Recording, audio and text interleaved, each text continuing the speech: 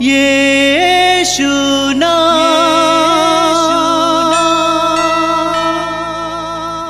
यीशु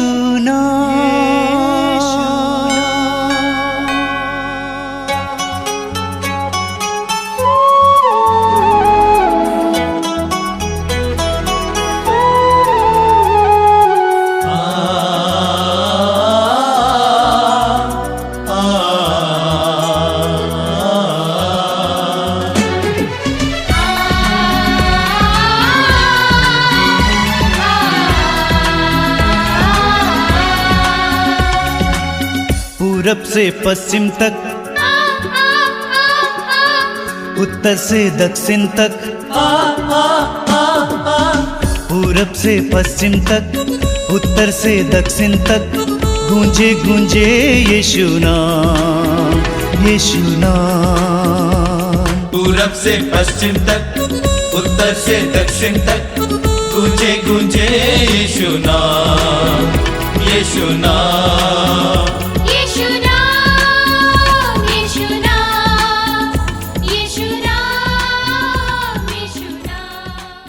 सबको जय यीशु। मेरे प्रिय भाई और बहनों, मैं आप सभी का इस मातृधाम सत्संग में हार्दिक स्वागत करता हूं। मैं जानता हूं कि ये सत्संग आपके लिए आशीष का माध्यम है।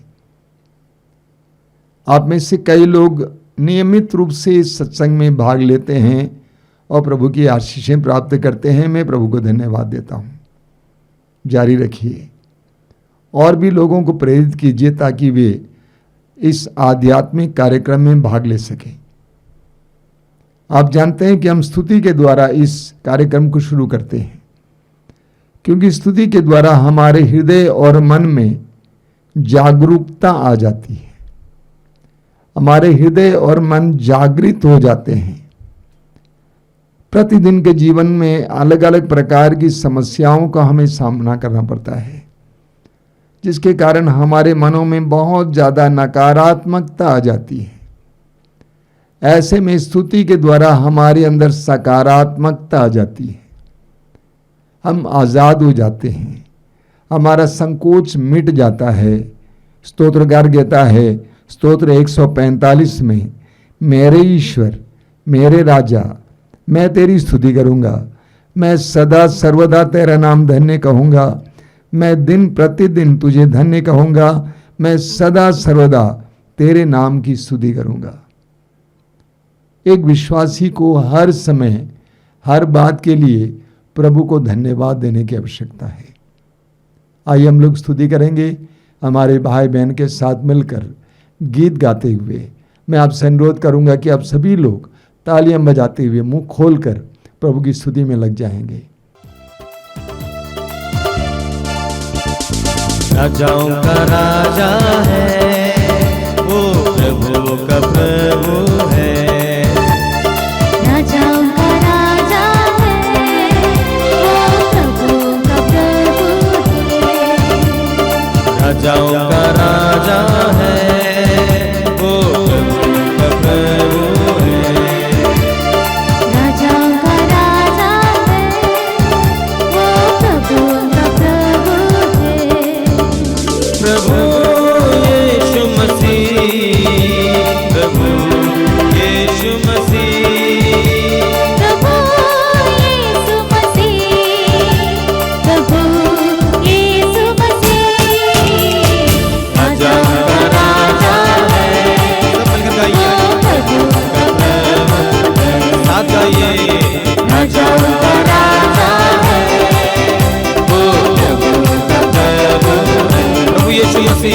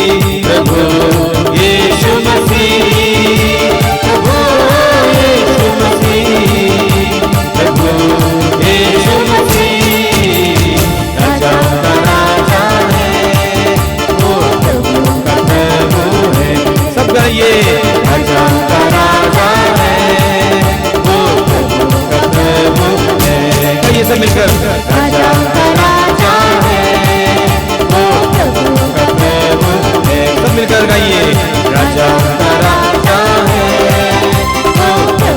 वो प्रभु का प्रभु है, वो राजाओं का प्रभु है, वो प्रभुओं का प्रभु है, वो प्रभुओं का प्रभु है। यीशु की स्तुति, यीशु की आराधना, यीशु की महिमा। हालेलुया, हालेलुया, हालेलुया। सभी मिलकर गाएं, स्तुति करें, प्रशंसा करें। हालेलुया, हालेलुया, हालेलुया, हालेलुया। यीशु की आराधना, यीशु की महिमा, यीशु की स्तुति हो। हालेलुया, हालेलुया, हालेलुया, हालेलुया, हालेलुया, हालेलुया, हालेलुया, हालेलुया, हालेलुया। यीशु, यीशु, यीशु, यीशु, यीशु, यीशु, यीशु, यीशु।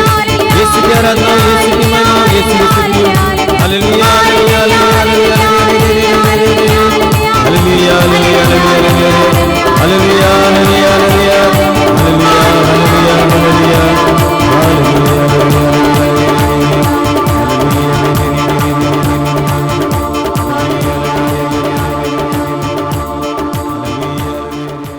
आइए हम प्रार्थना करें। अपनी आंखें बंद कीजिए। आप जहां कहीं भी बैठे हैं, मैं आपसे अनुरोध करूंगा, आप अपने हृदय और मन को प्रभु की ओर उठाएं। जिस तरह स्तोत्रकार कहता है, मैं अपनी आंखें पर्वतों की ओर उठाता हूं। हम प्रभु के सानिध्य की ओर अपने हृदय और मन को उठाएं और ये विश्वास करें कि प्रभु हमारे बीच में है, हमारे साथ हैं। हम एक ऐसे ईश्वर पर विश्वास करते हैं जो इम्मानुएल है, अर्थात ईश्वर हमारे साथ, कहीं आसमान पर नहीं है बल्कि हमारे साथ हैं। आपके साथ इस समय निवास करने वाले प्रभु की उपस्थिति अनुभव कीजिए। अपने हृदय और मन को पूरी तरह से प्रभु के हाथ में समर्पित कीजिए। आंखें बंद करके, हृदय खोलकर प्रभु के पवित्र वचनों को सुनने के लिए अपने आप को तैयार कीजिए। पवित्र आत्मा के अधीन हो जाइए। मैं जानता हूं कि आपके जीवन में बहुत सारी समस्याएं हैं, दुख पीड़ाएं इस संसार का एक हिस्सा है। हम शरीर में जीते हैं, हमें शारीरिक पीड़ाएं हो सकती हैं। हम परिवारों में या समाज में जीते हैं, हमारे परिवार और समाज में समस्याएं हो सकती हैं, लेकिन ये सारी बातें हमें ईश्वर से अलग ना करें। प्रभु यीशु, मैं तुझे धन्यवाद देता हूं इस समय के लिए। मेरे भाई बहनों के लिए धन्यवाद देता हूं जो इस समय इस आध्यात्मिक कार्यक्रम के द्वारा तेरे साथ जुड़े हुए हैं। ये प्रभु यीशु, मैं जानता हूं कि उनके हृदय में बहुत सारे पीड़ाएं हैं, बहुत सारे दुख हैं। मैं ये भी जानता हूं कि तू मुझसे ज्यादा उनको जानता है। उन पर दया करना यीशु। तूने स्वयं अपने वचन में कहा है, तुम्हारा स्वर्गीय पिता जानता है कि तुम्हारी क्या आवश्यकता है। हे यीशु, एक एक भाई बहन को इस समय आशीर्वाद देना, तेरी उपस्थिति में बैठने की कृपा देना। आइए मेरे भाई और बहनों, इस समय प्रभु की उपस्थिति में प्रवेश करें। पवित्र आत्मा आपको चारों ओर से घेर रहा है। आप पवित्र आत्मा की उपस्थिति में बैठे हुए हैं। पवित्र आत्मा से भरने के लिए प्रार्थना कीजिए। हमारे भाई बहन के साथ मिलकर पवित्र आत्मा का आह्वान कीजिए। पवित्र आत्मा से कहिए कि आइए पवित्र आत्मा, मेरे जीवन में आइए, मेरे हृदय में आइए, मेरी परिस्थितियों में आइए। आइए पवित्र आत्मा। गीत गाते हुए, गीत के द्वारा हम पवित्र आत्मा का आह्वान करेंगे। आइए पवित्र आत्मा, हे शांति की आत्मा, हे सत्य की आत्मा, हे प्रेम की आत्मा, हम पर उतर आइए। हम विश्वास करते हैं कि तू हमारे जीवन में आएगा, हमारी परिस्थितियां बदल जाएंगी। आइए पवित्र आत्मा, प्रार्थना में समय लीन हो जाइए। गीत के द्वारा हम पवित्र आत्मा का आह्वान करेंगे, पवित्र आत्मा को बुलाएंगे। जीवित प्रभु की आत्मा मुझ में उतरना, जीवित प्रभु के आत्मा मुझ में उतर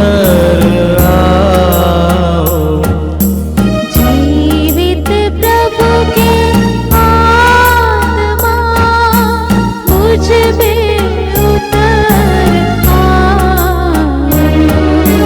जीवित प्रभु के आत्मा मुझ में उतर आओ। मुझे तोड़ दे, गला दे, नया मुझे बना दे। मुझे तोड़ दे, गला दे, नया मुझे बना दे। मुझे तोड़ दे, गला दे, नया मुझे बना दे। मुझे तोड़ दे, गला दे, नया मुझे बना दे। जीवित प्रभु के आत्मा मुझ में उतर आओ। जीवित प्रभु के आत्मा मुझ में उतर आओ।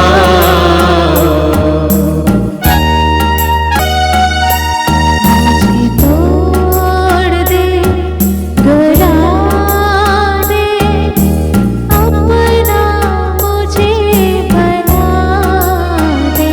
मुझे तोड़ दे, गला दे, अपना मुझे बना दे। मुझे तोड़ दे, गला दे, अपना मुझे बना दे। मुझे तोड़ दे, गला दे, नया मुझे बना दे। जीवित प्रभु के आत्मा मुझ में उतर आओ। जीवित प्रभु के आत्मा मुझ में उतर आओ। जीवित प्रभु के आत्मा मुझ में उतर आओ। अपनी आंखें खोलें। मेरे प्रिय भाई और बहनों, हम प्रभु को धन्यवाद देंगे जीवन के वरदान के लिए। एक एक सांस ईश्वर के द्वारा दिया गया है। एक एक सांस के लिए हम प्रभु को धन्यवाद दें। मैं प्रभु को धन्यवाद देता हूं इन आध्यात्मिक कार्यक्रमों के लिए और इन कार्यक्रमों के साथ बहुत सारे लोगों को जोड़ने के लिए। कई भाई बहनों ने अपने अपने जीवन में हो रहे प्रभु के कार्यों के बारे में हमें संदेश सुनाया है, साक्ष्य दिया है। एक भाई ने साक्ष्य में लिखा है कि उनका मामा जब सो रहे थे तो उस समय एक बहुत ही विषैले सांप ने काट दिया। बहुत कठिन परिस्थिति में थे। उन्होंने फ़ोन किया, प्रार्थना दल के किसी ने उनको कोई वचन दिया, वचन को दोहराते रहे और प्रभु ने उस भाई को पूरी तरह से बचा लिया। ऐसे बहुत सारे उदाहरण हैं, इसलिए कि नाम के साथ नहीं बताया जाता है, मैं नाम नहीं लेता हूं। प्रभु को धन्यवाद इन सारे चमत्कारों और चिन्हों के लिए। जैसा कि अंग्रेजी में वो गीत है, great things happen when God mixes with man. यानी जब परमेश्वर को हम अपने जीवन में कार्य करने देते हैं तो हमारे जीवन में परमेश्वर के बड़े बड़े कार्य होते हैं, बड़े बड़े चिन्ह प्रकट होते हैं। मैं आप सभी से अनुरोध करूंगा कि आप एक ऐसा जीवन जिएंगे जो प्रभु के अधीन है, ईश्वर के अधीन है। आप ईश्वर के अधीन जीवन जिएंगे तो ईश्वर आपके जीवन को नियंत्रित करेगा और आपके जीवन में बड़े बड़े चिन्ह और चमत्कार प्रकट करेगा। मैंने अपने व्यक्तिगत जीवन में और आश्रम के जीवन में देखा है कि जब हमने अपने आप को प्रभु के अधीन किया, प्रभु के हाथ में समर्पित किया, तो प्रभु ने हमारे लिए क्या क्या नहीं किया है। समर्पित हो जाइए, प्रभु को आपके जीवन में कार्य करने दीजिए, आपके परिवार में कार्य करने दीजिए, कभी चिंता मत रखिएगा। अब में से बहुत सारे लोग बहुत ज़्यादा चिंतित रहते हैं। आप क्यों चिंता करें जब आपके लिए चिंता करने वाला कोई है। आपको आपकी मां के गर्भ में बनाने वाला मरा नहीं है, वो जिंदा है। वो आपके जीवन की परिस्थितियों को बदलने में समर्थ है, सक्षम है, विश्वास कीजिए। इसीलिए चिंता करना बंद कीजिए, समर्पित करना शुरू कीजिए और उस पर भरोसा रखना शुरू कीजिए। स्तोत्रकार कितनी सुंदर बात कहता है। स्तोत्रकार कहता है, अपना जीवन प्रभु को अर्पित करो, उस पर भरोसा रखो, वह तुम्हारी रक्षा करेगा। इसलिए मैं आप सभी से अनुरोध करूंगा कि अपने जीवन को प्रभु के हाथ में समर्पित कीजिए। मेरे प्रिय भाई और बहनों, रोमियो के पत्र के अध्याय 3 उसके वाक्य 23 में संत पौलुस कहते हैं कि सबने पाप किया और सभी ईश्वर की महिमा से वंचित हो गए। सब ने पाप किया और सभी ईश्वर की महिमा से वंचित हो गए। इस संसार में कोई भी इंसान ये नहीं कह सकता है कि मैंने कभी पाप नहीं किया है। हम सभी पापी हैं। जैसा कि स्तोत्रकार स्तोत्र 51 में कहते हैं कि मैं अपनी माता के गर्भ से ही अपराधी हूं, जन्म से पापी हूं। हमारे अंदर पाप क्रियाशील है, सच्चाई है। लेकिन आज मनुष्य पाप के बारे में सुनना नहीं चाहता है, पाप के बारे में बोलना नहीं चाहता है, कहता है कि ये सब पुरानी बातें हैं। आज मनुष्य आजादी पर इतना जोर दे रहा है कि वो अपने स्वार्थ के लिए कुछ भी कर बैठता है। उसने पाप बोध खो दिया है, इसलिए वो पाप के बारे में सुनना नहीं चाहता है, बोलना नहीं चाहता है। लेकिन एक सच्चाई है, वो सच्चाई यह है कि मनुष्य पाप के बोझ से दबा हुआ है। मानव समुदाय पाप के बोझ से दबा हुआ है। आज सारा संसार पाप के बोझ से दबा हुआ है। बाइबल में हमें पढ़ने को मिलता है कि पाप का नतीजा क्या है। इस्यास नबी अध्याय 1 वाक्य 5 और 6 में प्रभु कहते हैं, तुम कब तक विद्रोह करते रहोगे? मैं तुमको कहां मारूं?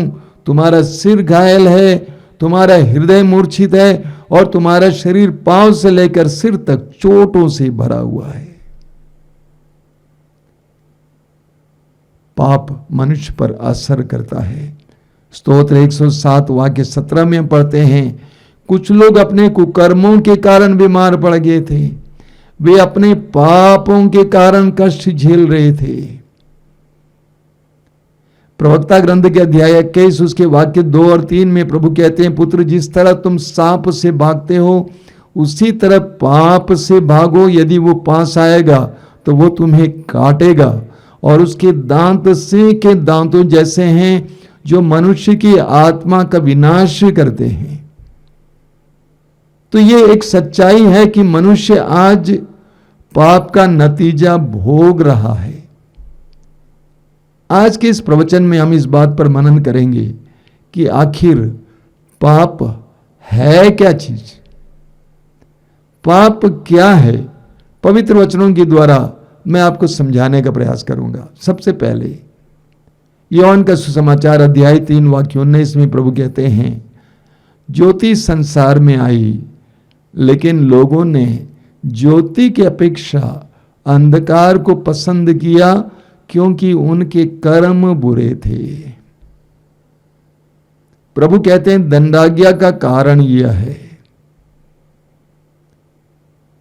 कि ज्योति संसार में आई लेकिन लोगों ने ज्योति की अपेक्षा अंधकार को पसंद किया। ज्योति की अपेक्षा अंधकार को पसंद करना। कुरिन्थियों के दूसरे पत्र के अध्याय 4 उसके वाक्य 4 में लिखा हुआ है, इस संसार के देवता ने अविश्वासियों का मन इतना अंधा कर दिया है कि वे ईश्वर के प्रतिरूप मसीह के महिमामय सुसमाचार की ज्योति को देखने में असमर्थ हैं। पहला कुरिन्थी अध्याय 4 वाक्य 4। शैतान ने मनुष्य को इतना अंधा बना दिया है कि वह ज्योति को ग्रहण करने लायक नहीं है, वो ज्योति को ग्रहण नहीं कर पाता है। रोमियों के पत्र के अध्याय 1 उसके वाक्य 25 में लिखा हुआ है, उन्होंने ईश्वर के सत्य के स्थान पर झूठ को अपनाया। उन्होंने ईश्वर के सत्य के स्थान पर झूठ को अपनाया और सृष्ट वस्तुओं की उपासना और आराधना की, किंतु उस सृष्टिकर्ता को नहीं जो युग युगों तक धन्य है। तो जानबूझकर ज्योति को दूर रखना, ये जानते हुए भी यही सत्य है, सत्य से दूर रहना या सत्य को दूर रखना।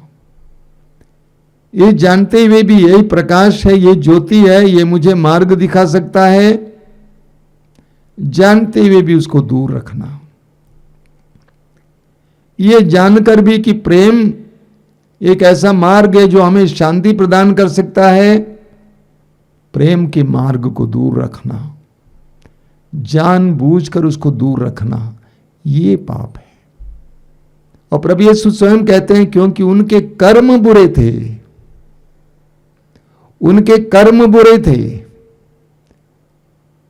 इसलिए वे ज्योति को अपनाना नहीं चाहते थे, प्रकाश को अपने जीवन में आने नहीं देना चाहते थे, सत्य को अपने में कार्य करने नहीं देते थे, प्रेम का स्वागत नहीं करते थे, क्योंकि वे अन्यायी थे, शोषण करते थे, झूठ बोलते थे, बेईमानी करते थे, अश्लीलता में फंसे थे। जब मनुष्य के अंदर इस तरह पापमय मनोभाव है, वो ज्योति का स्वागत नहीं कर सकता है। कहीं ऐसा ना हो कि ज्योति उन सारे कर्मों को प्रकट करे, ज्योति इन सारे कर्मों को प्रकट करें और उसका मन परिवर्तित हो जाए। इसीलिए मनुष्य ने ज्योति को नहीं बल्कि अंधकार को पसंद किया। प्रभु कहते हैं ये पाप है। जानबूझकर सत्य, प्रेम, प्रकाश, न्याय को दूर रखना। दूसरा है इस्यास नबी के ग्रंथ के अध्याय 1 में हम पढ़ते हैं, उसके वाक्य 2 में लिखा हुआ है। इस्यास नबी अध्याय 1 वाक्य 2 में, आकाश सुनो, पृथ्वी ध्यान दो, क्योंकि प्रभु बोला है, मैंने पुत्रों का पालन पोषण किया, किंतु उन्होंने मेरे विरुद्ध विद्रोह किया है। प्रभु कहते हैं आकाश पृथ्वी सुनो, मनुष्य सुनने को तैयार नहीं है। ए आकाश, ए पृथ्वी सुनो, मैंने पुत्रों को जन्म दिया, पालन पोषण किया, लेकिन उन्होंने मेरे विरुद्ध विद्रोह किया है। ईश्वर के विरुद्ध विद्रोह करना, अपने को बनाने वाले उस ईश्वर के सामने विद्रोही बनना, ये पाप है। मैं घर जाया करता था, मेरे एक रिश्तेदार का घर है, और वहां पर उस घर का मालिक विश्वासी नहीं था, हालांकि मसीही थे, नास्तिक थे। और जब भी मैं उस घर में जाता था, मैं अंत में बोलता था आइए हम प्रार्थना करें। जो ही प्रार्थना की बात सुनते थे, ये भाई साहब वहां से निकल जाते थे, बाहर चले जाते थे। जानबूझकर ईश्वर से विद्रोह करना। इस दुनिया में बहुत सारे लोग ईश्वर से विद्रोह करते हैं, ईश्वर के विरुद्ध हैं। उनको बनाने वाले, उनको संभालने वाले उस ईश्वर के विरुद्ध हैं, जिसके कारण उनके जीवन में बहुत सारी विपदाओं का उनका सामना करना पड़ता है। स्तोत्र 107 वाक्य 10 और 11 में लिखा हुआ है, कुछ लोग अंधकार तथा मृत्यु की छाया में बैठे हुए थे, वे दुखी और बेड़ियों से जकड़े हुए थे। क्यों? क्योंकि उन्होंने ईश्वर की वाणी का विद्रोह किया और सर्वशक्तिमान की योजना का तिरस्कार किया। इस दुनिया में बहुत सारे लोग इसलिए दुखी हैं, बेड़ियों से जकड़े हुए हैं, बंधनों में हैं, दुखी हैं, अंधकार में हैं, क्योंकि उन्होंने ईश्वर से विद्रोह किया। यिर्मयाह नबी की ग्रंथ के अध्याय 2 उसके वाक्य 13 में हम पढ़ते हैं, प्रभु कहते हैं, मेरी प्रजा ने 2 अपराध कर डाले, मेरी प्रजा ने 2 अपराध कर डाले, उसने मुझे संजीवन जल के स्रोत को त्याग दिया और अपने लिए ऐसे कुंड बनाए जिनमें दरारें हैं और जिनमें पानी नहीं ठहरता है।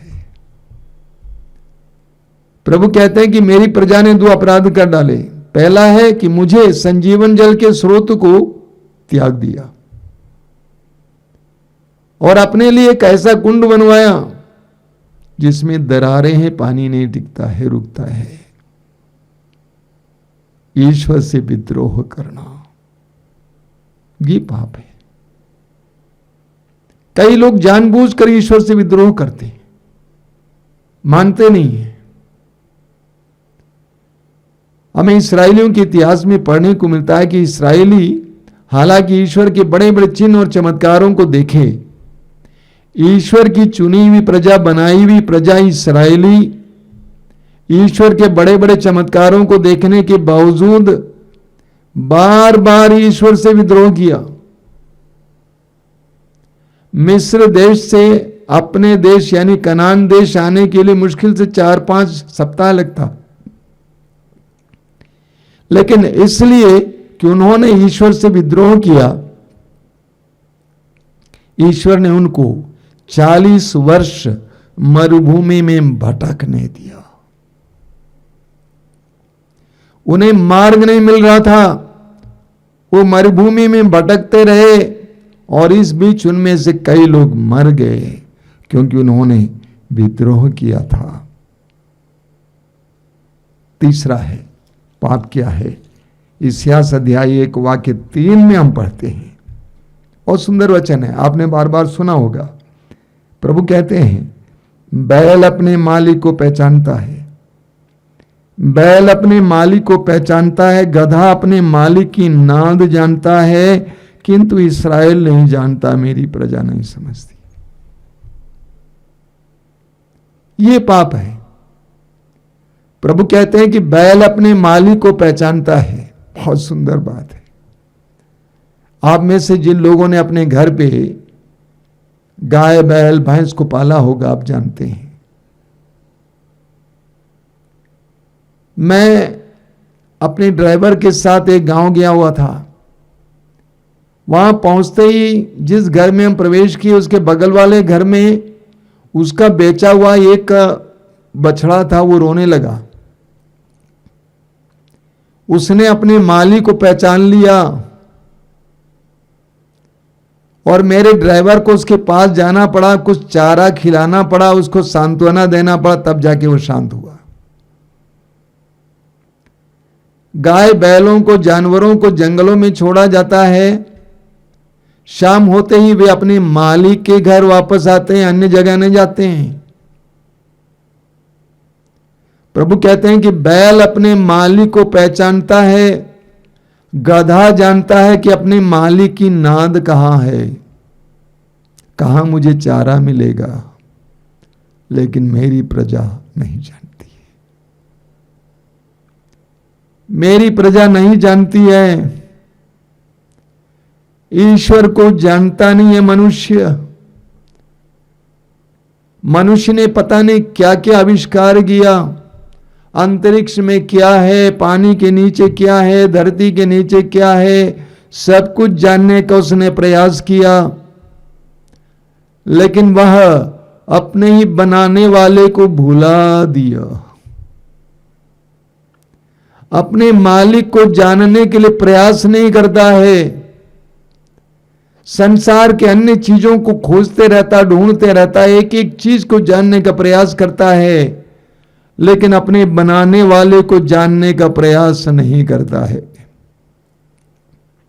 प्रभु यीशु के जमाने में जब प्रभु यीशु ने चमत्कार और चिन्ह प्रकट किए, प्रभु यीशु ने ईश्वर के वचन को सुनाया, उनके जमाने के धर्म गुरुओं ने, फरीसियों ने सुनते हुए भी अपने कानों को बंद किया, देखते हुए भी नहीं देखे। हमें पढ़ने को मिलता है लूकस के सुसमाचार के अध्याय 7 में, लूकस के सुसमाचार के अध्याय 7 में पढ़ने को मिलता है, उसके वाक्य 31 से प्रभु कहते हैं, मैं इस पीढ़ी के लोगों की तुलना किससे करूं? वे किसके सदृश हैं? वे बाजार में बैठे हुए छोकरों के सदृश हैं, जो एक दूसरे को पुकार कर कहते हैं, हमने तुम्हारे लिए बांसुरी बजाई और तुम नहीं नाचे, हमने विलाप किया और तुम नहीं रोए, क्योंकि यूहन्ना बपतिस्ता आया जो न खाता पीता और न अंगूरी पीता है, और तुम कहते हो उसे अबदूत लगा है। मानव पुत्र आए जो खाता पीता है, और तुम कहते हो देखो ये आदमी पेटू है और पियकड़ है, नाकेदारों और पापियों के साथ का मित्र है। प्रभु यीशु के जमाने में भी यही हुआ। वे देखना नहीं चाहते थे, वे जानना नहीं चाहते थे, उन्होंने अपने कान बंद कर दिए, अपनी आंखें बंद कर दी। मत्ती के सुसमाचार के अध्याय 11 वाक्य 25 में प्रभु यीशु कहते हैं, मतलब बड़े भाव विभोर होकर कहते हैं कि हे पिता स्वर्ग और पृथ्वी के प्रभु, मैं तुझे धन्यवाद देता हूं क्योंकि तूने इन सारी बातों को ज्ञानियों और समझदारों से छिपाकर निरे बच्चों पर प्रकट किया है। समझदार और ज्ञानी, बुद्धिमान ईश्वर की खोज नहीं करते हैं, वे अन्य चीजों के आविष्कार में लगे हुए हैं। लेकिन निरे बच्चे यानी ईश्वर पर भरोसा रखने वाले गरीब लाचार, वे ईश्वर को खोजे और उन्होंने पाया। तो जानबूझकर अपने मालिक, अपने बनाने वाले को जानने का प्रयास ना करना, अपने बनाने वाले को ना पहचानना, उसके लिए समय नहीं देना, उसके लिए अपने जीवन में प्राथमिकता नहीं देना, ये पाप है। पाप क्या है? हम लोग मनन चिंतन कर रहे हैं। इस्यास नबी अध्याय 5 वाक्य 1 और 2, वहां पे क्या लिखा हुआ है?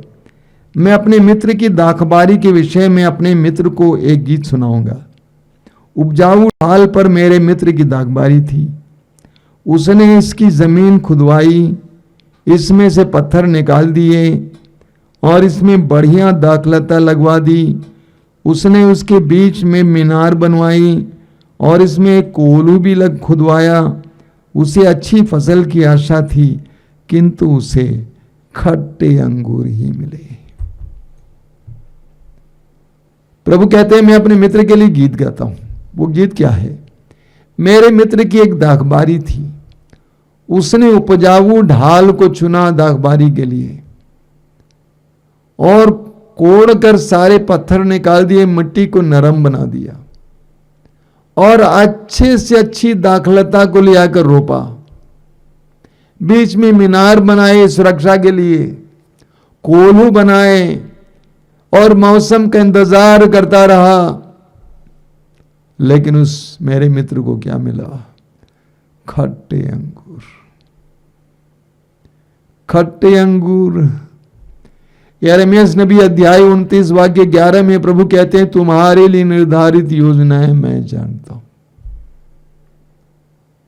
तुम्हारे लिए निर्धारित योजनाएं मैं जानता हूं। तुम्हारे हित की योजनाएं हित की नहीं, तुम्हारे लिए आशामय भविष्य की योजनाएं।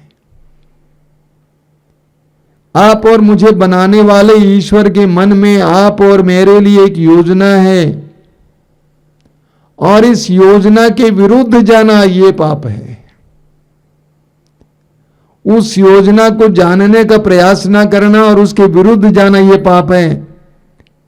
यिर्मयाह नबी के ग्रंथ के अध्याय 2 वाक्य 21 में प्रभु कहते हैं, मैंने तुम्हें श्रेष्ठ जाति की दाखलता के रूप में रोपा। मैं ये क्या देख रहा हूं कि तुम्हारी डालियां जंगली हो गई हैं। मैंने तुम्हें श्रेष्ठ जाति की लता के रूप में रोपा। जब मैंने रोपा तो तुम श्रेष्ठ जाति की लता थे। ये क्या मैं देख रहा हूं कि तुम्हारी डालियां जंगली हो गई हैं। ईश्वर की योजनाओं से अलग हो जाना, ईश्वर से हटकर अपने लिए एक जिंदगी बनाने का प्रयास करना।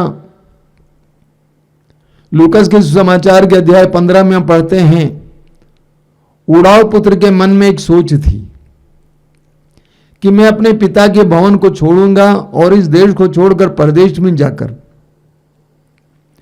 एक अच्छी जिंदगी जीऊंगा, एक आराम की जिंदगी, ऐश आराम की जिंदगी जीऊंगा, इसलिए संपत्ति लेकर गया। हम जानते हैं क्या हुआ। वहां पर उसको तंगी का सामना करना पड़ा। मनुष्य ईश्वर की योजना से जुड़ना नहीं चाहता है, सहयोग देना नहीं चाहता है, मनमानी जीवन जीना चाहता है। इतिहास अध्याय 55 वाक्य 8 और 9 में प्रभु कहते हैं, तुम्हारे विचार मेरे विचार नहीं और मेरे मार्ग तुम्हारे मार्ग नहीं। बेटा, तुम्हारे लिए एक मार्ग मैं बनाया हूं, लेकिन तुम उस मार्ग पर चलने को तैयार नहीं हो, तुम मनमानी कर रहे हो। इतिहास अध्याय 53 वाक्य 6 में हम पढ़ते हैं, हम लोग भेड़ों की तरह अपने अपने मार्ग पकड़कर भटक गए।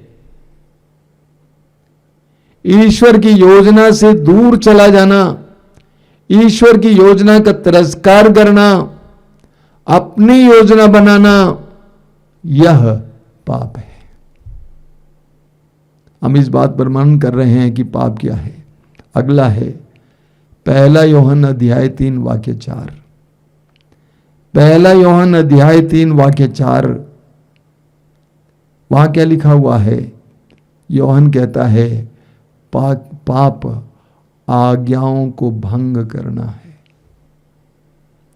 ईश्वर की आज्ञाओं का भंग करना ही पाप है। यिर्मयाह नबी के ग्रंथ के अध्याय 3 उसके वाक्य 19 और 20 में हम पढ़ते हैं, बहुत सुंदर वचन है। प्रभु कहते हैं, मैं सोचता था, मैं कितना चाहता हूं कि तुम लोगों के साथ अपने पुत्रों जैसा व्यवहार करूं। मैं कितना चाहता हूं कि तुम लोगों के साथ अपने पुत्रों जैसा व्यवहार करूं और तुमको एक ऐसा सुखद देश प्रदान करूं जो किसी भी अन्य देश से सुंदर है। मैं सोचता था तुम मुझे पिता कहकर पुकारोगे और तुम फिर मेरा परित्याग नहीं करोगे, किंतु जिस प्रकार पत्नी अपने पति के साथ विश्वासघात करती है, उसी प्रकार तुम इस्राएल ने मेरे साथ विश्वासघात किया। प्रभु कहते हैं कि मैं कितना चाहता हूं कि तुम्हें अपने बच्चों की तरफ देखूं, तुम्हारी रखवाली करूं, लेकिन तुम मेरे आदेशों का पालन नहीं करना चाहते। मैं जो बोलता हूं उसका पालन नहीं करना चाहते। आदम और एवा ने ईश्वर की आज्ञा का उल्लंघन किया। वे जो अदन बगान के मालिक थे, अब अदन बगान से अर्धनग्न अवस्था में बाहर किए गए। सोदोम और गोमोरा को नष्ट करते समय उत्पत्ति ग्रंथ अध्याय 19 में हम पढ़ते हैं, ईश्वर ने चाहा कि लोत और उसके परिवार को बचाएं क्योंकि वे धर्मी थे, लेकिन लोत की पत्नी ने ईश्वर की आज्ञा का उल्लंघन किया और नमक का खंभा बन गई। ईश्वर ने साउल को इस्राएल के पहले राजा के रूप में अभिषेक किया। साउल को शक्ति प्रदान की, साउल को एक नया हृदय प्रदान किया। लेकिन सैमुएल के पहले ग्रंथ के अध्याय 15 में हम पढ़ते हैं कि साउल ने ईश्वर की आज्ञा का उल्लंघन किया और ईश्वर की दृष्टि में अपराध के, और अंत में हम पढ़ेंगे कि साउल ने आत्महत्या की। ईश्वर ने जोना को एक नबी के रूप में नियुक्त किया और निनवे जाने के लिए आदेश दिया, और जोना ने प्रभु के आदेश का उल्लंघन किया। पानी के जहाज में जाकर बैठ गया, जहाज चलने लगा, लेकिन समुद्र में बड़ा तूफान ईश्वर ने भेजा और अंत में लोगों को, जोना को उठाकर समुद्र में फेंक देना पड़ा। मनुष्य ईश्वर की आज्ञाओं का पालन नहीं करना चाहता है और उसका नतीजा मनुष्य भुगता भी है। दानियल के ग्रंथ के अध्याय 9 में दानियल स्वयं कहता है, वाक्य 3 से 5 तक, दानियल कहता है, तब प्रभु ईश्वर पर ध्यान लगाकर मैंने टाट ओढ़े शरीर पर भस्म रमाकर उपवास व्रत किया। मैंने अपनी प्रार्थनाएं प्रस्तुत करते हुए इस प्रकार पापों की स्वीकारोक्ति की।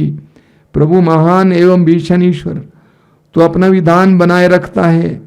आगे हम पढ़ेंगे, हम लोगों ने पाप किया है, हमने अधर्म और बुराई की है, हमने तेरे विरुद्ध विद्रोह किया है, हमने तेरी आज्ञाओं तथा नियमों का मार्ग त्याग दिया है। इसलिए हमारे ऊपर ये विपत्तियां आ पड़ रही हैं, क्योंकि हमने तेरे साथ विद्रोह किया और तेरी आज्ञाओं का पालन नहीं किया। इस्यास नबी के ग्रंथ के अध्याय 48 वाक्य 18 में प्रभु कहते हैं, यदि तुमने मेरी आज्ञाओं का पालन किया होता तो तुम्हारी सुख शांति नदी की तरह उमड़ती रहती। यदि तुमने मेरी आज्ञाओं का पालन किया होता तो तुम्हारी सुख शांति नदी की तरह उमड़ती रहती, लेकिन तुमने ऐसा किया नहीं। तुमने मेरी आज्ञाओं का पालन नहीं किया, इसलिए तुम्हें अशांति का सामना करना पड़ता है। तुम्हारे जीवन में विपत्ति पर विपत्ति आ रही है, तुम परदेशियों के शिकार बन गए हो। निर्गमन ग्रंथ के अध्याय 20 वाक्य 6 में प्रभु कहते हैं, जो मुझसे प्यार करते हैं और मेरी आज्ञाओं का पालन करते हैं, मैं उन पर 1000 पीढ़ियों तक दया दिखाऊंगा। प्रभु कहते हैं, जो मुझसे प्यार करते हैं और मेरी आज्ञाओं का पालन करते हैं, मैं उन पर 1000 पीढ़ियों तक दया दिखाऊंगा। प्रभु की आज्ञाओं का पालन करने से प्रभु क्या करता है? बारूक के ग्रंथ के अध्याय 3 वाक्य 13 में वचन कहता है, यदि तुम ईश्वर के मार्ग पर चले होते तो तुम जीवन भर शांति में जीवन बिताते। यदि तुम ईश्वर के मार्ग पर चले होते तो तुम जीवन भर शांति में जीवन बिताते, लेकिन तुमने ऐसा नहीं किया, तुमने विद्रोह किया। लूकस के सुसमाचार के अध्याय 8 उसके वाक्य 21 में प्रभु कहते हैं, मेरे भाई और मेरी माता वे हैं जो ईश्वर का वचन सुनते हैं और उसका पालन करते हैं। मेरे भाई और मेरे माँ वे हैं जो ईश्वर का वचन सुनते हैं और उसका पालन करते हैं। यानी ईश्वर के वचन का पालन करने से, ईश्वर की आज्ञाओं का पालन करने से हम यीशु की माँ, यीशु के भाई, यीशु के रिश्तेदार बनते हैं, ईश्वरीय परिवार में एक हो जाते हैं। मत्ती के सुसमाचार के अध्याय 7 वाक्य 21 में प्रभु कहते हैं, जो कोई मुझे प्रभु प्रभु कहकर पुकारते हैं वे सब कोई ईश्वर के राज में प्रवेश नहीं करेंगे, लेकिन जो मेरे स्वर्गीय पिता की इच्छा पूरी करते हैं। मेरे प्रिय भाई और बहनों, पाप आज्ञाओं का उल्लंघन है। पूरी बाइबल प्रभु की आज्ञाओं का ग्रंथ है। विशेष करके प्रभु ने हमें 10 नियम दिए हैं। वे 10 नियम और ईश्वर की एक एक आज्ञा बहुत महत्वपूर्ण है। मत्ती के सुसमाचार के अध्याय 5 वाक्य 19 में प्रभु यीशु कहते हैं, मेरी इन आज्ञाओं में से छोटी सी छोटी आज्ञा का भी जो पालन करता है और दूसरों को भी ऐसा करने को सिखाता है, वह ईश्वर के राज्य में बड़ा माना जाएगा। जो उसका पालन नहीं करता और दूसरों को भी पालन ना करने के लिए प्रेरित करता है, वह ईश्वर के राज्य में छोटा माना जाएगा। यानी प्रभु ईश्वर की आज्ञाओं के पालन के द्वारा हम ईश्वर के सानिध्य, स्वर्ग, ईश्वरीय राज्य के योग्य बन जाते हैं। पाप ईश्वर की आज्ञाओं का तिरस्कार है। फिर एक बार हम मनन करेंगे, पाप क्या है? सबसे पहले ज्योति का तिरस्कार, सत्य का तिरस्कार, प्रेम का तिरस्कार। दूसरा है ईश्वर से विद्रोह करना, ईश्वर का तिरस्कार करना, ईश्वर से विद्रोह करना। तीसरा है ईश्वर को भूल जाना, ईश्वर को जानने के लिए प्रयास ना करना, ईश्वर को अनुभव करने के लिए प्रयास ना करना, ईश्वर का तिरस्कार करना। चौथा है ईश्वर की आज्ञाओं के विपरीत जीवन जीना। हर एक मनुष्य के लिए ईश्वर की एक योजना है, उस योजना के विपरीत जीवन जीना, उस योजना की पूर्ति के लिए सहयोग न देना, अपनी दुनिया अपनी इच्छा के अनुसार जीवन जीना, ये पाप है। पांचवा है जो ईश्वर की आज्ञाओं का पालन ना करना। मेरे प्रिय भाई और बहनों, पाप कितना भयानक है बाइबल हमें सिखाती है। जब से मैं बाइबल पढ़ने लगा, मनन चिंतन करने लगा, उस समय से मुझे पता लगने लगा कि पाप कितना भयानक है। पाप हमारे जीवन को बर्बाद करता है। पाप का स्वभाव विनाशकारी है, जैसा कि मैं बार बार बोलता हूं। हम पाप से भागें, हम प्रभु के करीब आए, हर प्रकार के पाप से दूर हटें, प्रभु की योजना के अनुसार जीने का प्रयास करें, अपने को नम्र बनाएं और जाने कि मैं मिट्टी मात्र हूं, मैं सांस मात्र हूं। प्रभु से जुड़ जाएं, प्रभु के अधीन हो जाएं। आइए हम प्रार्थना करें। दयालु पिता, करुणामय पिता, हम तुझे धन्यवाद देते हैं इस समय के लिए, तेरे पवित्र वचनों के लिए धन्यवाद देते हैं जिसके द्वारा तूने हमें विनाश के मार्ग के बारे में बताया है। पाप विनाश का मार्ग है, पाप विपत्ति का मार्ग है। सूक्ति ग्रंथ के अध्याय 13 वाक्य 21 में हम पढ़ते हैं, विपत्ति पापी का पीछा करती है। ये करुणामय पिता, पाप की भयानकता को जानने के लिए, पाप से दूर होने के लिए, तेरे साथ जीवन जीने के लिए, तेरे आत्मा में जीवन जीने के लिए, तेरी आज्ञाओं का पालन करने के लिए हमें कृपा दीजिए। पिता परमेश्वर, सुत प्रभु ईश्वर, पावन आत्मा ईश्वर, तेरी स्तुति हो, महिमा गान हो, तेरी प्रशंसा भी हो। पिता परमेश्वर, सुत प्रभु ईश्वर, पावन आत्मा ईश्वर, तेरी स्तुति हो, महिमा गान हो, तेरी प्रशंसा भी हो। आराधना आराधना आराधना आराधना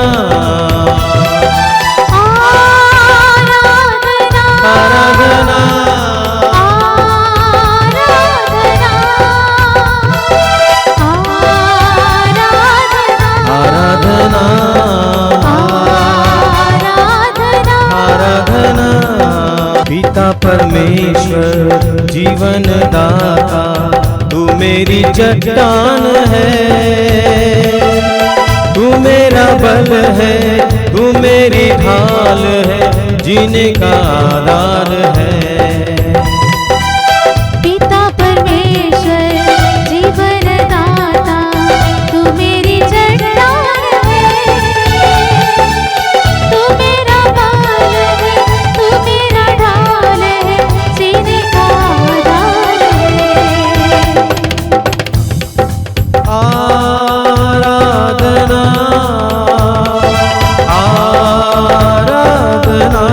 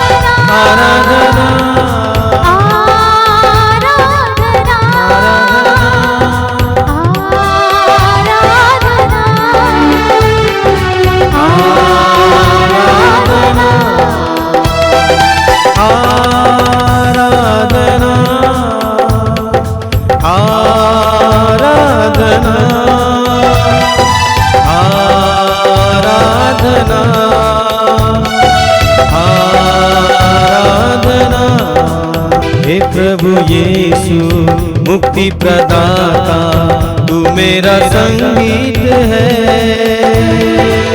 तू मेरा मीत है, तू मेरा गीत है, सब कुछ तू ही तो है। हे प्रभु ईश्वर मुक्ति प्रदाता, तू मेरा संगीत है, तू मेरा मीत है, तू मेरा गीत है, सब कुछ तू ही तू है। आराधना आराधना आराधना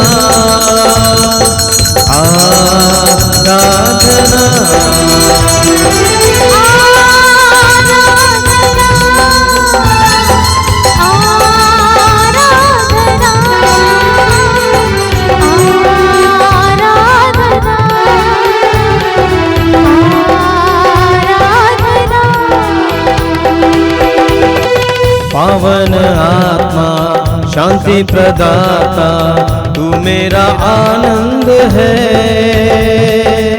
तू मेरा ज्ञान है, तू मेरा प्राण है, मेरा सहारा तू है। पावन आत्मा शांति प्रदाता, तू मेरा आनंद है, तू मेरा ज्ञान है, तू मेरा प्राण है, तू मेरा सहारा है। आराधना आराधना आराधना आराधना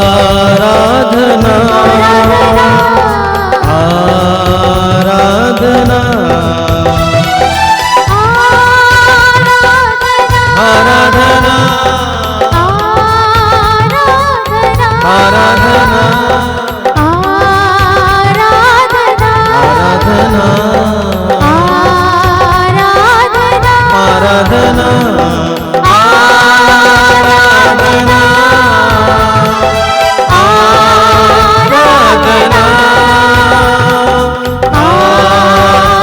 आराधना आराधना।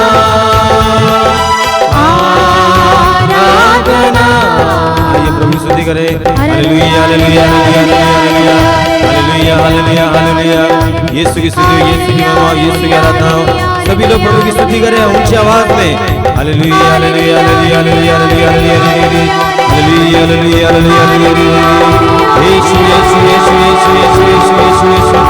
यीशु की महिमा, यीशु की स्तुति, यीशु की आराधना, यीशु की जय जयकार हो। हालेलुया हालेलुया हालेलुया हालेलुया हालेलुया हालेलुया हालेलुया हालेलुया हालेलुया हालेलुया हालेलुया।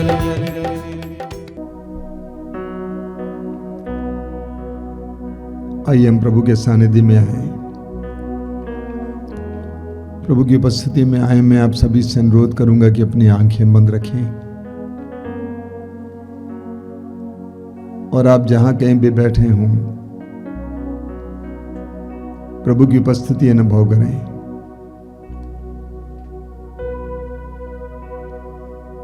आप प्रभु की उपस्थिति में हैं, जीवित ईश्वर के सानिध्य में हैं।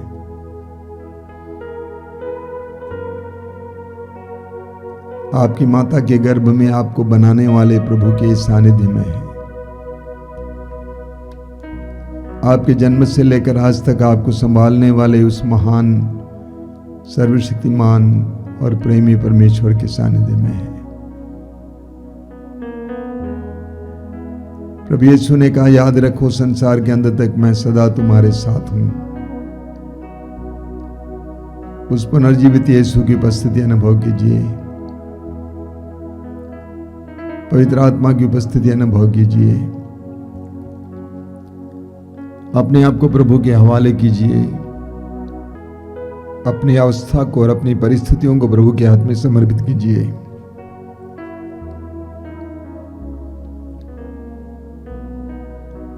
प्रभु सर्वज्ञानी है, सर्वशक्तिमान है। प्रभु आपको जानते हैं, आपकी आवश्यकताओं को जानते हैं, आपके कहने से पहले ही आपके हृदय के भाव को जानते हैं।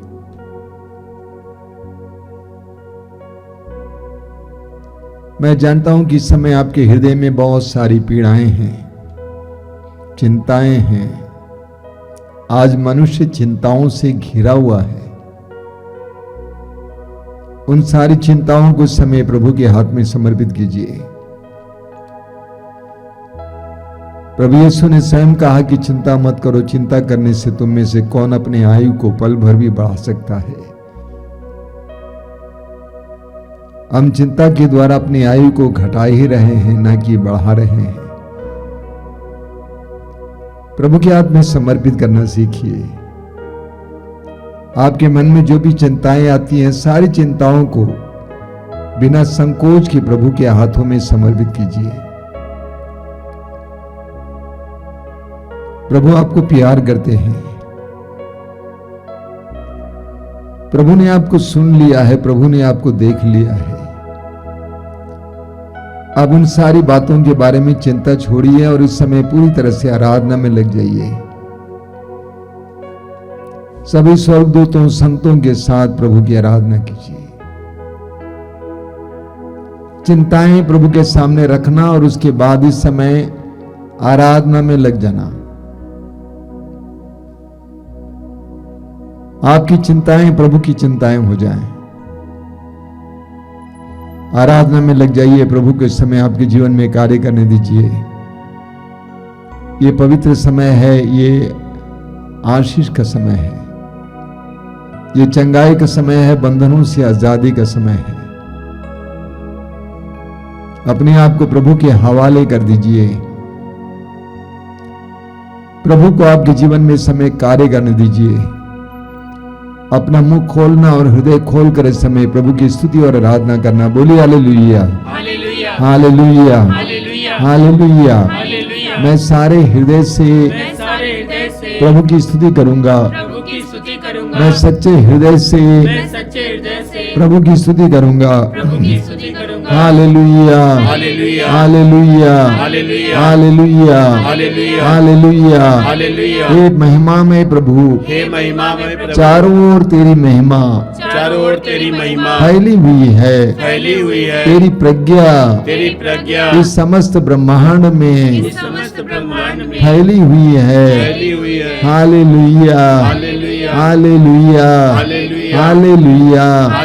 हे प्रभु यीशु, हम तुझे धन्यवाद देते हैं तेरे देह धारण के लिए, इस पापी संसार में आने के लिए, हमारी तरफ बनने के लिए, हमारे दुखों को अपने ऊपर लेने के लिए, हमारे कष्टों को अपने ऊपर लेने के लिए, हमारे पापों के दंड को अपने ऊपर लेने के लिए, क्रूस पर अपने आप को बलिदान चढ़ाने के लिए।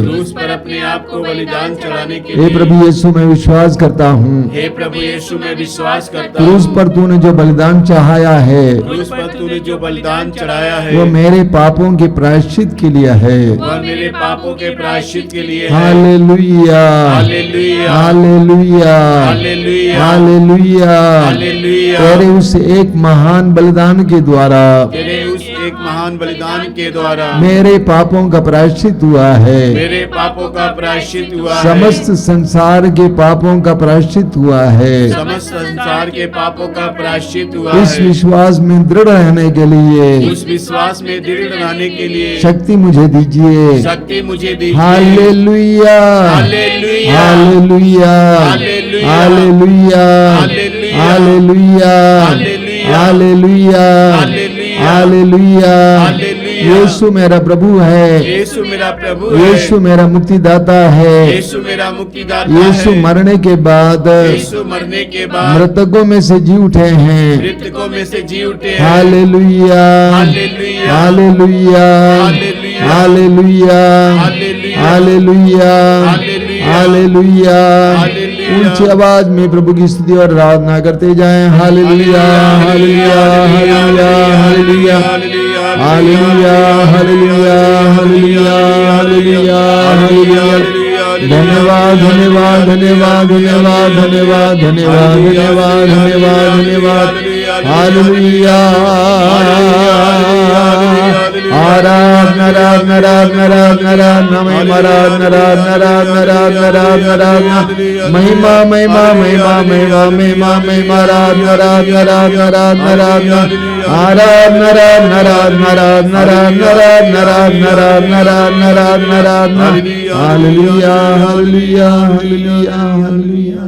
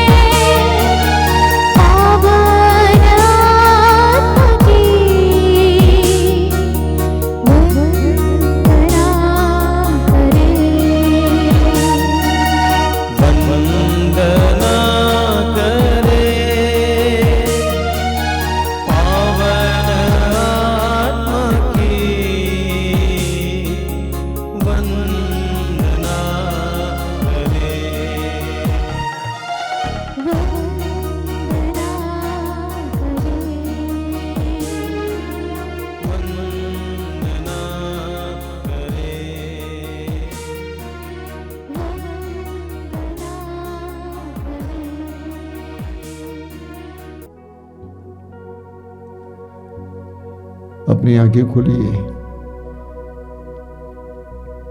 मेरे प्रिय भाई और बहनों।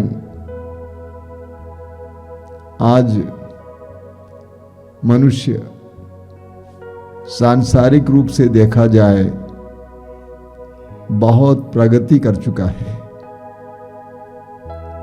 बहुत आगे निकल गया है। ऐसा लगता है कि मनुष्य के लिए करीब करीब सब कुछ संभव है, लेकिन मनुष्य के हृदय और आत्मा और मन में एक चीज की कमी ज्यादा दिखाई देती है, वो है पाप बोध की कमी। मनुष्य के लिए पाप और अपराध आज कुछ होता ही नहीं है। वो कुछ भी कर बैठता है, उसका एकमात्र उद्देश्य है स्वार्थ। स्वार्थ के लिए कुछ भी कर सकता है। मजा प्राप्त करने के लिए किसी के साथ बलात्कार किया जा सकता है। धन बटोरने के लिए घूस लिया जा सकता है, बेईमानी की जा सकती है, चोरी की जा सकती है। कभी कभी मैं समझ नहीं पाता हूं कि मनुष्य कहां जा रहा है। मनुष्य बिना कुछ देखे समझे पाप पर पाप, अपराध पर अपराध करता जा रहा है। वो जानता नहीं है कि पाप मामूली बात नहीं है, उसका बहुत गहरा असर है, वो विनाशकारी है। बाइबल में उस सुंदर कहानी में आदम और हेवा ने प्रभु की आज्ञा का उल्लंघन किया। उन्होंने सोचा कि एक फल खाने से क्या होता है। अक्सर लोग यही सोचते हैं, थोड़ी सी बेईमानी की तो कौन सा बड़ा अपराध हुआ। आदम और हेवा ने यह सोचकर कि एक फल खाने से क्या जाता है, खाया, लेकिन नतीजा हम जानते हैं कि वे नंगे हो गए और अर्धनग्न अवस्था में वे उस बगान से बाहर किए गए। डरने, कांपने, भागने लगे। पाप कितना भयानक है, लोग जानते नहीं हैं। बाइबल में हमें पढ़ने को मिलता है, बहुत सुंदर बात है कि प्रभु ईश्वर शर्त रखता है, एक छोटी सी शर्त। आदम और हेवा से कहा कि पूरे बगान के सारे पेड़ों के फल खा सकती हो, लेकिन एक पेड़ का फल नहीं खाना। और आदम और हेवा ने उसी पेड़ का फल खाया। उत्पत्ति ग्रंथ के अध्याय 19 में हम पढ़ते हैं कि लोत के परिवार को प्रभु ईश्वर बचाना चाहता था क्योंकि वो धर्मी था, जबकि सोदोम और गमोरा दोनों नगरों को प्रभु नष्ट कर रहा था। लेकिन उनके सामने भी एक शर्त रखा कि भागो यहां से, लेकिन मुड़कर नहीं देखना। और उसकी पत्नी ने मुड़कर देखा और वो नमक का खंबा बन गई। लोग सोचते हैं कि पाप छोटा है ना, आप विश्वास नहीं करेंगे कि हमारे आश्रम में भी हर जगह होता है। चप्पल चोरी हो जाती है, जूते चोरी हो जाते हैं, और लेने वाले को जरा भी एहसास नहीं होता है कि मैं पाप कर रहा हूं, अपराध कर रहा हूं। प्रभु के दिए गए 10 नियमों में एक नियम है, चोरी मत करो। करते हैं, सरकारी है, कोई नहीं दिखता है, लेते हैं। लोग दे रहे हैं, घूस ले रहे हैं, इधर का उधर कर रहे हैं, लेकिन उनको नहीं मालूम है कि ये बात पलट कर उन्हीं के ऊपर आ जाएंगे। पाप के नतीजा उन्हीं को भोगना होगा और वे परेशान हैं। बहुत सारे लोग आजकल घूस लेते हैं, बहुत सारे लोग काला धन रखना चाहते हैं। जमीन खरीदते हैं तो बोलते हैं कि पूरा मत दिखाइए, आधा दिखाइए। आधा काला रखना चाहते हैं, वो भी चोरी है। लेकिन उनके जीवन में बहुत सारी पीड़ाएं होती हैं, बहुत सारी पीड़ाएं होती हैं। पाप करने के बाद हम उसको डिलीट नहीं कर सकते, जिस तरह से हम लोग मोबाइल में या कंप्यूटर में डिलीट करते हैं। और कुछ दिन पहले मुझे देखने को मिला, पढ़ने को मिला कि वो डिलीट होता नहीं है, वो कहीं ना कहीं पाया जा सकता है। सूक्ति ग्रंथ के अध्याय 13 वाक्य 21 में लिखा हुआ है, विपत्ति पापी का पीछा करती है।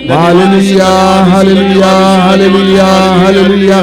चंगाई, बंधनों से आजादी, बंधनों से आजादी, बंधनों से आजादी। हालेलुया हालेलुया हालेलुया हालेलुया हालेलुया हालेलुया। धन्यवाद धन्यवाद धन्यवाद धन्यवाद धन्यवाद धन्यवाद धन्यवाद धन्यवाद।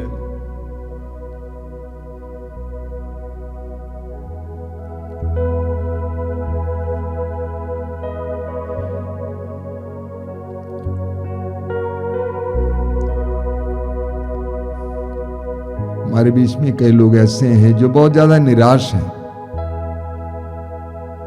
बराबर निराशा में जीवन जी रहे हैं। मैं आपसे अनुरोध करूंगा कि लगातार 9 रविवार को इस सत्संग में भाग लें। इसी समय लगातार 9 सत्संग में भाग लें, विश्वास के साथ भाग लें। निराशा अच्छी बात नहीं है। हमारे बीच में कई लोग ऐसे हैं जो गर्दन के रोगी हैं, अलग अलग प्रकार का रोग गर्दन संबंधी। उनमें से कई लोगों को प्रभु यीशु उसी वक्त स्पर्श कर रहे हैं, उनको स्पर्श करके उनको छुड़ा रहे हैं, आजाद कर रहे हैं। अपने गर्दन को हिला डुला कर देखना, अगर कॉलर पहने हैं तो कॉलर निकाल देना। प्रभु यीशु आपको इसी वक्त स्पर्श कर रहे हैं। ग्रहण कीजिए और प्रभु को धन्यवाद दीजिए, साक्ष्य सुनाइए। अंदरूनी रोगों से पीड़ित कई नारियां धात की बीमारी और अन्य प्रकार की बीमारी से इस समय छुटकारा पा रही हैं। क्या आप इस रोग से पीड़ित हैं? इस समय ग्रहण कीजिए, ये विश्वास कीजिए कि प्रभु यीशु मुझे चंगा कर रहे हैं, और बाद में चंगाई महसूस कीजिए, धन्यवाद दीजिए, दूसरों को बताइए। कई परिवारों से सदस्य बाहर बराबर जाते हैं, उनको घर पे रहने की इच्छा नहीं होती है, उनको किसी तरह वापस लाया जाता है, आ जाते हैं फिर चले जाते हैं, चाहे पति हो या कोई भी हो। प्रभु यीशु ऐसे लोगों को इस समय स्पर्श कर रहे हैं,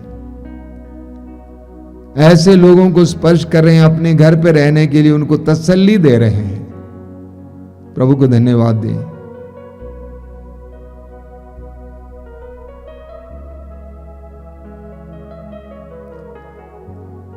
मैं आपको कुछ सूचनाएं देना चाहता हूं, आश्रम से जुड़ी हुई सूचनाएं। हमारा रेडियो अभी भी चल रहा है, काफी हजारों लोग सुन रहे हैं। रेडियो में 24 घंटे कार्यक्रम चलते रहते हैं, प्रवचन, गीत, संगीत, साक्ष्य, प्रार्थनाएं। आप जरूर सुने और आशीर्वाद प्राप्त करें। और रेडियो के द्वारा बहुत सारे लोगों को आशीष मिल रही है, हमें सूचना भी मिलती है। आशीर्वाद प्राप्त करें। ये आपको अपने मोबाइल में मातृधाम रेडियो का ऐप मिलेगा, उसको डाउनलोड करेंगे और उसको इस्तेमाल करेंगे, जरूर प्रभु आपको आशीष देंगे। यूट्यूब चैनल के द्वारा जो जो कार्यक्रम चलते हैं, वो कार्यक्रम में सबसे पहले सुबह 5 बजे रोज की रोटी, दोपहर को 3 बजे करुणा माला, शाम को 7 बजे कृपा धारा और 8:30 बजे आशीर्वाद। इसके अलावा मंगलवार को शाम को 5 बजे युवा तरंग, शुक्रवार को शाम को 6 बजे पवित्र रक्ताभिषेक प्रार्थना, और हर रविवार को मातृधाम सत्संग और सुबह 5 बजे मिसा बलिदान। इन सारे कार्यक्रमों से लाभ उठाइए। प्रभु आप सबको आशीर्वाद दें। आइए हम लोग प्रभु का आशीर्वाद ग्रहण करें। जो लोग तेल और पानी लाए हैं अपने हाथ में समय उठा के पकड़ेंगे और प्रभु से प्रार्थना करेंगे कि प्रभु इस तेल को, इस पानी को आशीर्वाद दीजिए, इसे शुद्ध और पवित्र कीजिए। इसके द्वारा कई लोगों को चंगाई मिले, बंधनों से आजादी मिले। प्रार्थना कीजिए।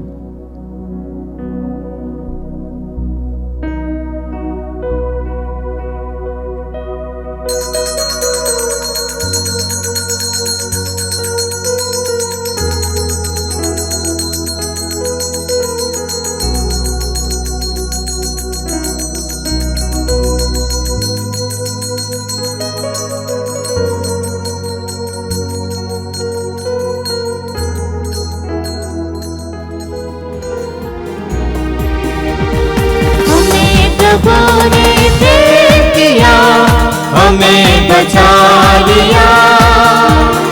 चलो सभी से कहेंगे सहारा दिया, हमें प्रभु